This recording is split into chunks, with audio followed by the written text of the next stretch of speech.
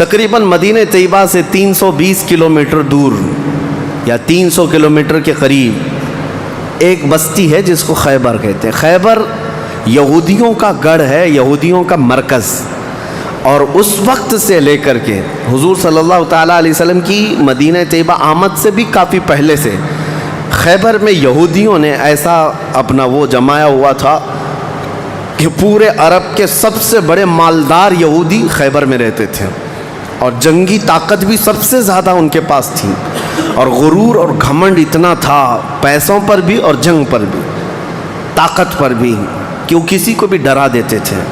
اور جب سے نبی پاک صلی اللہ علیہ وسلم مدینہ طیبہ آئے، ان کی دشمنی اتنی بڑھ گئی تھی کہ آپ کو معلوم ہونا چاہیے کہ جو جنگ خندق ہوئی تھی اس کا واقعہ بھی میں نے تفصیل سے بتا دیا۔ مدینہ طیبہ جنگ خندق جس وجہ سے ہوئی اس کا سبب یہودی تھے۔ یہودیوں نے مکہ کے کافروں کو، مشرکوں کو، نجد کے کافروں کو، سب کو جمع کیا تھا اور پانی کی طرح پیسہ بہایا تھا جنگ میں۔ 12,000 لوگوں کو رسول اللہ کے خلاف اکٹھا کیا تھا یہودیوں نے۔ یہ خیبر کے یہودی تھے، کیونکہ نبی پاک صلی اللہ تعالیٰ علیہ وسلم جب تشریف لائے تھے 2 قبیلے یہودیوں کے مدینے میں آباد تھے، بنو نذیر اور بنو قریظہ۔ آپ کو میں نے سیرت کے بیان میں یہ بھی بتا دیا تھا، اور یہ دونوں قبیلوں نے حضور صلی اللہ علیہ وسلم کے ساتھ غداری کی تھی، وعدہ خلافی کیا، معاہدہ جو تھا اس کو توڑ دیا۔ اس کی وجہ سے ان یہودیوں کو جو مدینے میں رہتے تھے جلا وطن کر دیا گیا تھا، نکال کر باہر کر دیا گیا۔ تو جتنے مدینے سے نکالے ہوئے یہودی تھے وہ سب خیبر میں جا کر جمع ہو گئے تھے۔ خیبر میں جا کر کے ان لوگوں نے اڈا بنا لیا تھا، اور ڈیلی ان کی صرف اور صرف یہی منصوبہ بندی ہوتی تھی کہ محمد صلی اللہ علیہ وسلم اور ان کے ساتھیوں کو کیسے مارا جائے، کیسے قتل کیا جائے۔ کوئی بھی دور دراز سے اگر چھوٹی سی دشمنی رکھتا تھا رسول اللہ سے تو یہ یہودی خیبر کے پورا کا پورا مال ان کے پاس بھیجتے اور ان کو کھڑا کرتے کہ تم جاؤ، ہم سپورٹ میں ہیں، ہم سپورٹ کریں گے۔ ساری جنگوں میں مشرکوں کا سپورٹ کرتے تھے۔ اب میں آپ کو بتاؤں، جن کے دلوں میں اتنا زہر بھرا ہوا تھا رسول اللہ صلی اللہ علیہ وسلم کی دشمنی کا، اب ان لوگوں نے دیکھا کہ یہ اب ان کی طاقت بڑھتی جا رہی ہے، اور بادشاہوں کو تک ان لوگوں نے اسلام پیش کر دیا، اور اسلام اب مکہ مدینے کا نہیں رہ گیا، اب تو ایران بھی چلا گیا ہے، مصر بھی چلا گیا ہے، حبشہ بھی چلا گیا ہے، یمن بھی چلا گیا ہے۔ تو ان کے پیٹ کا درد اور بڑھ گیا۔ ان لوگوں نے پھر اب فیصلہ کرنا شروع کیا کہ اب سارے لوگوں کو جمع کرتے ہیں۔ ایک قبیلہ تھا بنو غطفان، یہ مشرکوں کا قبیلہ تھا، اور وہ جنگی طاقت بہت زیادہ رکھتے تھے۔ اس وقت عرب میں وہ نڈر مانے جاتے تھے۔ یہودیوں نے ان کو بلا کر کے جنگ کا پلان کیا کہ مدینے پر اچانک چڑھائی کریں گے اور تہس نہس کر کے رکھ دیں گے، کسی کو خبر بھی نہ ہو، پورے مدینے کی اینٹ سے اینٹ بجا دیں گے۔ انہوں نے پلان کیا راتوں رات، لیکن مخبر صادق رسول اللہ صلی اللہ تعالیٰ علیہ وسلم کا حال یہ ہے، اور کوئی غیب کیا تم سے نہاں ہو بھلا۔ نبی پاک صلی اللہ تعالیٰ علیہ وسلم کو خبر ہوئی کہ یہودیوں نے میٹنگ کی ہے اور راتوں رات مدینے پر چڑھائی کرنے والے ہیں۔ دوسرے دن حضور پاک صلی اللہ تعالیٰ علیہ وسلم نے صحابہ کو جمع کیا، تو جتنے صحابہ تھے سب جمع ہو گئے، تقریباً 1600 صحابہ تھے۔ کتنے؟ 1600 صحابہ۔ 1600 صحابہ مدینہ طیبہ سے نکل پڑے حضور کے ساتھ کہ ان یہودیوں کو خیبر سے نکلنے سے پہلے ان کا راستہ ہم روکیں گے کہ مدینے پر کوئی بھی چڑھائی نہ کر سکے۔ جب رسول اللہ صلی اللہ علیہ وسلم صحابہ کو لے کر چل پڑے، چال الٹی پڑ گئی۔ یہودیوں نے یہ سوچا تھا کہ مدینے پر اچانک حملہ ہوگا، کسی کو کانوں کان خبر نہیں ہوگی، لیکن ایسا ہوا کہ 8 دن کے بعد اچانک حضور خیبر پہنچ گئے، ان کو کانوں کان خبر بھی نہیں ہوئی۔ نبی پاک صلی اللہ تعالیٰ علیہ وسلم صحابہ کے ساتھ جب پہنچے، صبح ہو رہی تھی، خیبر کی وادیوں میں حضور داخل ہو رہے تھے، تو یہودی اپنے اپنے کھیتوں میں کام کرنے کے لیے جا رہے تھے۔ جیسے ہی مدینے کی فوج کو دیکھا، ہیبت طاری ہو گئی، الٹے قدم اپنے قلعوں میں واپس بھاگتے رہ گئے اور چیخ مارتے رہ گئے کہ محمد بھی آئے ہیں اور مسلمان بھی آئے ہیں۔ حضور صلی اللہ علیہ وسلم نے ان کی چیخ و پکار کو سنا تو ایک جملہ فرمایا۔ حضور صلی اللہ علیہ وسلم فرماتے ہیں، جن کافروں کی وادی میں ہم اتر پڑے ان کی صبح خراب ہو ہی جاتی ہے۔ اور یہ خیبر اب برباد ہوگا۔ حضور کے الفاظ تھے، جملہ نکلا، صحابہ کرام اتنی جوش سے نعرہ لگا رہے تھے کہ یہودیوں کے سارے قلعے صحابہ کی آواز سے گونجنے لگ گئے۔ خیبر میں 8 قلعے تھے، 8 مشہور قلعے۔ انہوں نے بہت مشہور اس وقت کی طاقتور یعنی عمارتیں ایسی بنا رکھی تھیں کہ ان کا یقین تھا کہ کوئی ان قلعوں کو توڑ نہیں سکے گا۔ اور حد تو یہ ہے کہ آج 1400 سال گزر گئے، ابھی بھی وہ قلعے موجود ہیں، آج بھی موجود ہیں خیبر میں۔ وہ قلعوں کے باقیات، کھنڈرات ابھی بھی موجود ہیں۔ اب آپ اندازہ کریں کہ 14 صدیاں گزرنے کے بعد اب بھی وہ قلعے ہیں تو اس وقت کتنے محفوظ رہے ہوں گے، کتنے مضبوط رہے ہوں گے۔ ان کو بڑا غرور تھا۔ 8 مشہور قلعے تھے، قلعہ نائم، قلعہ نطات، قلعہ قموس، ان کے نام تھے الگ الگ۔ ہر قلعہ الگ الگ کاموں کے لیے استعمال ہوتا تھا۔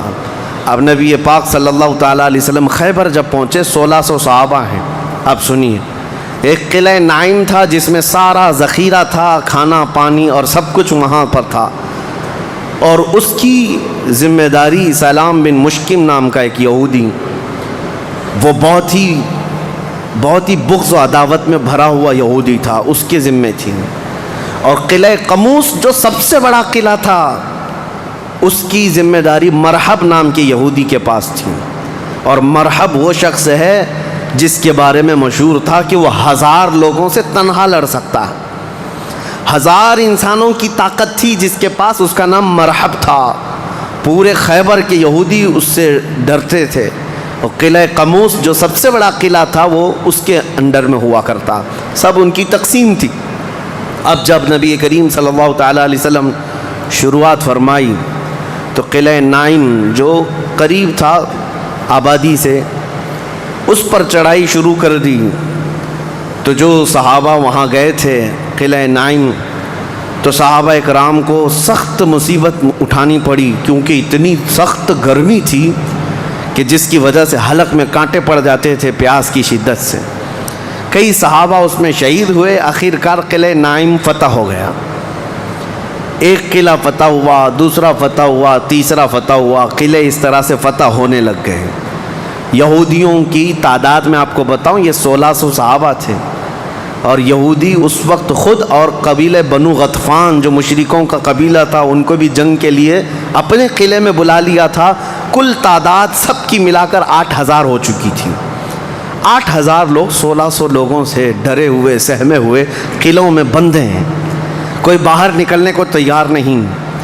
اب اس کے بعد یہ خیبر کا معاملہ بڑھتا گیا۔ اس میں ہوا یہ کہ آخری جو قلعہ تھا قلعہ قموس، یہ سب کے بس کی بات نہیں تھی۔ بہت مضبوط قلعہ، اور جو آدمی اس کا سپہ سالار ہے، شہ سوار ہے، وہ مرحب ہے۔ پورا عرب جانتا تھا اس کی طاقت کو۔ پہلے دن نبی کریم صلی اللہ تعالیٰ علیہ وسلم نے صحابہ کی ایک جماعت حضرت ابو بکر صدیق رضی اللہ تعالیٰ عنہ کی سپہ سالاری میں بھیجی۔ حضرت ابو بکر صدیق آئے، بہت ہی جاں بازی اور بہادری کے ساتھ لڑائی کی، لیکن وہ اتنا سخت تھا کہ یہودیوں کی طرف سے بہت سخت طریقے سے ڈیفنس ہوتا تھا۔ صحابہ پیچھے ہٹ گئے، کچھ شہید ہوئے، کچھ زخمی ہوئے، واپس آئے۔ پھر دوسرے دن سیدنا عمر ابن خطاب رضی اللہ تعالیٰ عنہ کے حوالے حضور صلی اللہ علیہ وسلم نے فرمایا۔ حضرت عمر فاروق رضی اللہ تعالیٰ عنہ گئے، صحابہ کی ایک جماعت تھی، لیکن آج کا دن اور زیادہ سخت ہو گیا۔ سارے یہودیوں نے اپنی طاقت جھونک دی قلعہ قموس کو بچانے کے لیے۔ حضرت عمر فاروق رضی اللہ تعالیٰ عنہ صحابہ کی جماعت کو لے کر شام میں واپس آ گئے۔ اب یہ محاصرہ بڑھ گیا، 20 دن چلا کنٹینیو محاصرہ ان قلعوں کا، لیکن فتح ہونے کا نام نہیں تھا۔ جلال پیغمبری کو دیکھیں ہیں، صحابہ 20 دن سے تپتی ہوئی گرمی میں مدینے سے 300 کلومیٹر باہر ہیں۔ عرض کیا، یا رسول اللہ صلی اللہ علیہ وسلم، ہماری منزل ابھی کہاں ہے، کب تک ہے؟ رات کا وقت تھا، نبی کریم صلی اللہ تعالیٰ علیہ وسلم جلال میں تھے۔ ارشاد فرمایا، لَأُعْطِيَنَّ غَدًا رَایَةً رَجُلًا يُحِبُّهُ اللَّهُ وَرَسُولُهُ۔ حضور اکرم صلی اللہ تعالیٰ علیہ وسلم فرماتے ہیں، کل کے دن میں اپنا جھنڈا ایک ایسے آدمی کو دوں گا جس سے اللہ اور اس کے رسول محبت کرتے ہیں، اور اللہ اور اس کے رسول جس سے محبت کرتے ہیں وہ خود بھی اللہ اور اس کے رسول سے محبت کرتا ہے۔ اور پھر میرے آقا نے فرمایا خیبر کی فتح اسی کے ہاتھ میں رکھی ہوئی۔ صحابہ کہتے ہیں پوری رات بے چینی اور کروٹ لیتے ہوئے ہم نے گزاری، نبی پاک نے بشارت دی ہے تو اب تو ہونا ہی ہے۔ حضور نے فرما دیا ہے کہ میں کل اپنا جھنڈا اس آدمی کے ہاتھ میں دوں گا جس کو اللہ اور اس کے رسول محبت کرتے ہیں۔ صحابہ کہتے ہیں، حضرت عمر فاروق رضی اللہ تعالیٰ عنہ فرماتے ہیں میری آنکھ تک نہ لگی پوری رات، اور اس تمنا میں کہ صبح ہوگی تو حضور صلی اللہ علیہ وسلم وہ جھنڈا مجھے دے دیں، کہ اس میں 3 بشارتیں تھیں۔ ایک بشارت یہ تھی کہ وہ شخص جس کو میں جھنڈا دوں گا وہ اللہ اور رسول سے بہت محبت کرتا ہے۔ دوسری بشارت یہ تھی کہ اللہ خود اس سے محبت کرتا ہے۔ تیسری بشارت یہ تھی کہ اسی کے ہاتھ میں خیبر کی فتح رکھی ہے۔ حضرت عمر کہتے ہیں پوری رات پلک بھی جھپکا نہیں، اسی آس میں اسی امید میں پوری رات گزاری۔ پورے صحابہ کا یہی حال تھا۔ صبح جب ہوئی دوڑے دوڑے نبی کریم صلی اللہ تعالیٰ علیہ وسلم کی جلوں میں حاضر ہوئے۔ اللہ کے حبیب صلی اللہ علیہ وسلم کے ہاتھ میں پرچم تھا، جھنڈا تھا، اب جنگ کے لیے روانہ کرنا تھا۔ نبی کریم صلی اللہ علیہ وسلم کے سامنے صحابہ کی فوج ہے، سارے صحابہ گردنیں اونچی کر کر کے دیکھ رہے ہیں، لیکن نبی پاک صلی اللہ تعالیٰ علیہ وسلم نے اس بھرے مجمع میں اعلان فرمایا علی کہاں ہے، علی کہاں ہے؟ اس مجمع میں حضرت علی نہیں ہے۔ صحابہ نے کہا یا رسول اللہ وہ بخار میں ہیں، بیمار ہیں اور آشوب چشم ہے، آنکھیں لال ہو چکی ہیں، آنکھوں سے پانی آ رہا ہے۔ نبی کریم صلی اللہ علیہ وسلم نے فرمایا لاؤ، اسی حالت میں بلا لاؤ۔ صحابہ گئے، حضرت علی کو بلا لائے، بخار کی حالت میں ہیں، آنکھوں میں آشوب ہے، سرخی آ چکی ہے۔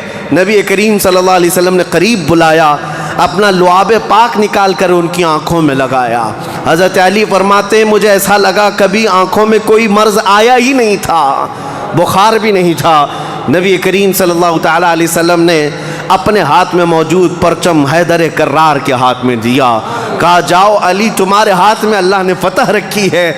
میرے عزیزو ایک بات میں آپ کو بتا دوں کہ یہ کیا معاملہ ہے، جب رسول کریم صلی اللہ تعالیٰ علیہ وسلم کو یہ معلوم ہے کہ حضرت علی کے ہاتھ میں ہی یہ جنگ فتح ہونی ہے تو پہلے دن کسی اور کو کیوں بھیجا، دوسرے دن اور صحابی کو بھیجا؟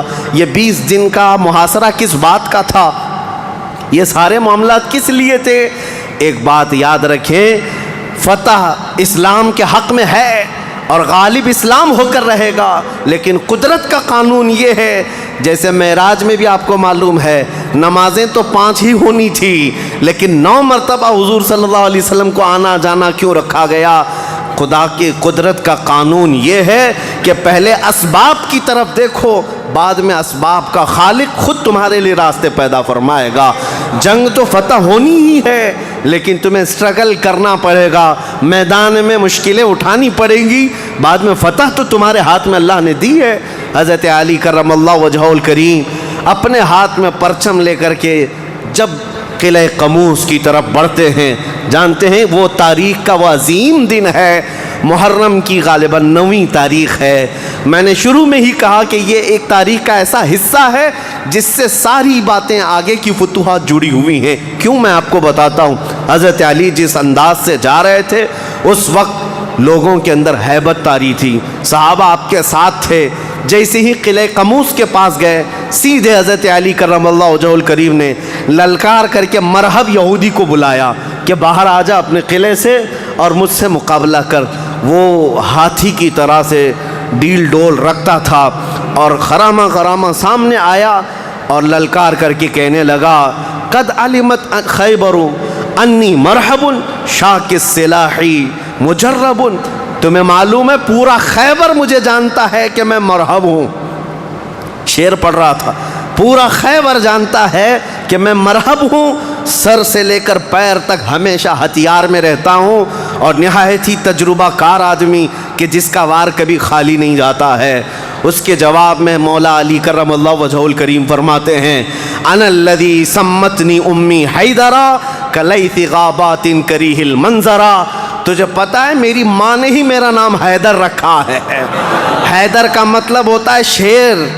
میری ماں نے میرا نام حیدر رکھا ہے. کلیث غابات کریہ المنظرا. ہیبت ناک شیر جب بھوک کی وجہ سے کچھار میں دہاڑتا ہے اس کو حیدر کہا جاتا ہے. جب یہ رجزی اشعار کا تبادلہ ہو رہا تھا، وہ یہودی مرہب جو سر پر ٹوپی پہنتا تھا ویسی ٹوپی لوہے کی کسی کے پاس تھی نہیں. جسم پر جو لوہے کا خود لباس ہوتا تھا ویسا لباس کسی کے پاس نہیں تھا. مقابلے میں وہ آیا اور اس نے حضرت علی کرم اللہ وجہہ الکریم پر بہت تیز وار کی، لیکن وار خالی گیا. حضرت علی کرم اللہ وجہہ الکریم پر کوئی وار نہیں آیا.